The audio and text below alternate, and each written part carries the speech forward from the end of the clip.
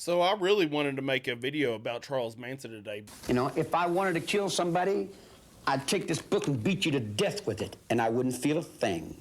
It'd be just like walking to the drugstore. But I'll be completely honest with you, my brain is completely and utterly burnt out from all the information I received. I thought, oh, this will be a simple little video. Charles Manson, he talked a few people into killing a few people, and there you go. In the story, I could have gave you some details. Just in case you don't know who he is, he was convicted of murder, but he didn't actually murder anybody. You might be like, well, how did he plead guilty or get guilty or whatever? Don't worry about it. Just be glad he did. Because come to find out, he was a pretty psychopath kind of person in general. Like whenever he was 16, he held a knife to a boy's throat and then did things to boy like that boy didn't want. And then, whenever he went to bring on a new family member, a new girl, like whenever I say girl, I'm being quite literal, he would do things to them. Like he was a very big piece of shit. Not only that, but they tried him for 9 murders, right? Like 9 murders, that's what was put out there. However, police think that there was 12 more cases that probably involved him. Not even to mention whenever he was out and about in Mexico while he was also on parole, which is illegal, and he didn't get thrown back in jail for it.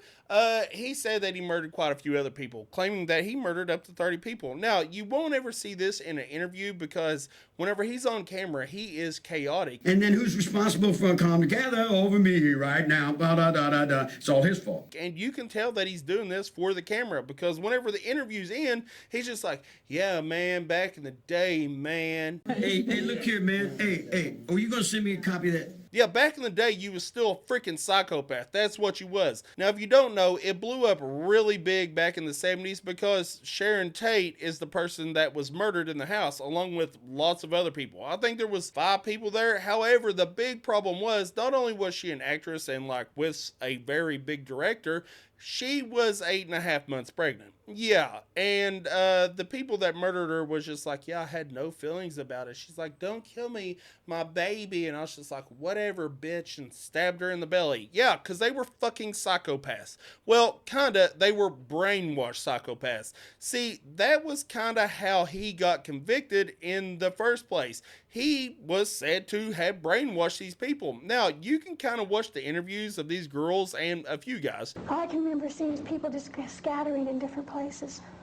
And tell that they were absolutely brainwashed. But they all had the same deal going on. They were like, yeah, I don't really know what was going on. I was kind of blanked out. I had zero emotions. And he also had 30 followers. That's a lot of people considering he was a felon who, before he spent the rest of his life in jail, but before that, before the 1971, he spent more than half of his life in prison. He was a convicted felon, and that's literally where he spent most of his life, more than half the time. Anyways, he got out, and whenever he got out, he got into the LSD scene. It was a big deal, and hippies were on the transition of LSD to speed, and so that's kind of where he just kind of popped in. And they did say he was very charismatic, very easy to get along with, and he could persuade people really good. Not to mention you put the LSD with that, and then the fact that he knew a little bit about hypnosis. Well, you get what you got, which was Charles Manson having 30 followers that would do anything at his whim. If he thought about it, they would do it. If he said, I need you to go to Mexico and pick up a flower, there was no questions asked. They were taking off walking, getting in a car, or bumming a ride and going to Mexico. Now, like I said, it's very confusing. He's all over the place. So many different things happen, but in general, he was just a pretty bad dude who was really good at talking to people. Now, if you really dig into it, I suggest you read the book Chaos. That was one of them. Then I happened to end up watching the documentary, and then my brain was just too overloaded. But there are a lot of other documentaries out there and interviews with him where you could really get a general idea.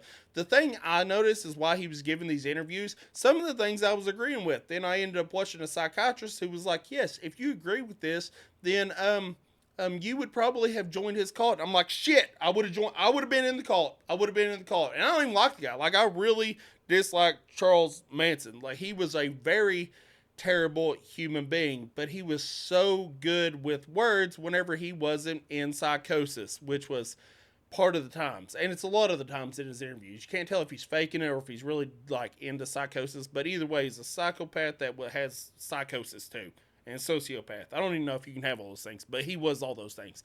Anyways, I do apologize, and next time that I decide to do a deep dive on something, I will make sure that it doesn't spread all over hell and back, so maybe I could focus and actually make a good video. My apologies. Please consider following, though, if you're into that, and I hope you have a great day. Bye.